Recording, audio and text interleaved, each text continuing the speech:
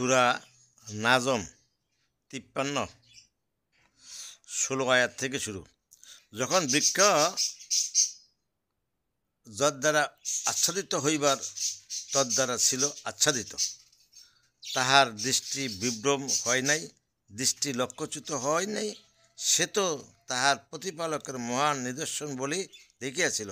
তোমরা কি ভাবিয়া দেখিয়াছ লাত ও উজ্জা সম্বন্ধে এবং তৃতীয় আরেকটি মানাত সম্বন্ধে? তবে কি তোমাদের জন্য পুত্র সন্তান এবং আল্লাহর জন্য কন্যা সন্তান? এই প্রকার বন্টন তো অসঙ্গত। এইগুলি কতবার নামমাত্র, যাহা তোমাদের পূর্বপুরুষগণ ও তোমরা রাখিয়াছ, যাহার সমর্থনে আল্লাহ কোনো দলিল প্রেরণ করেন নাই। তাহারা তো অনুমান এবং নিজেদের প্রবৃত্তির অনুসরণ করে, অথচ তাহাদের নিকট তাহাদের প্রতিপালকের পথ নির্দেশ আসিয়াছে। মানুষ যাহা চায় তাহলে কি সে পায়? বস্তুত ইহকাল ও পরকাল আল্লাহরই। রুকু 2।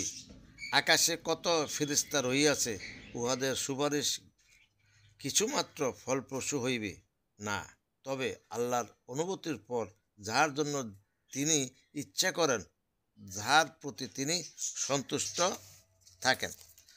যাহারা আখিরাতে বিশ্বাস করে না, তাহারা নারীবাচক নাম নিয়া থাকে ফেরেশতাদেরকে।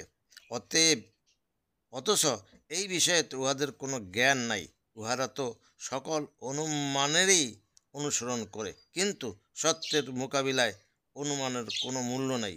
অতএব যে আমার স্মরণে বিমুখ, তুমি তাহাকে উপেক্ষা করিয়া চলো, সে তো কেবল পার্থিব জীবনেই কামনা করে।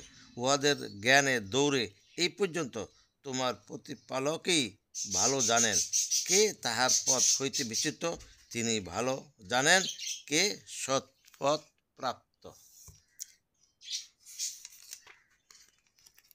এরপরে আল্লাহ আরো বলেন, আকাশমণ্ডলীতে যাহা কিছু আছে ও পৃথিবীতে যাহা কিছু আছে তাহা আল্লাহরই। যাহার মন্দ কর্ম করে তাদেরকে তিনি দেন মন্দ ফল, এবং যাহারা সৎকর্ম করে তাদেরকে দেন উত্তম পুরস্কার। উহারাই বিরত থাকে গুরুতর পাপ ও অশ্লীল কার্য হইতে। ছোটোখাটো অপরাধ করিলে তোমার প্রতিপালক ক্ষমা করিয়া অপরিসীম। আল্লাহ তোমাদের সম্পর্কে সম্যক অবগত, যখন তিনি তোমাদেরকে সৃষ্টি করিয়াছেন মৃত্তিকা হইতে, এবং যখন তোমরা মাতৃগর্ভে ভ্রূণরূপে ছিলে। অতএব তোমরা আত্মপ্রশংসা করিও না, তিনি সম্যক জানেন মুত্তাকি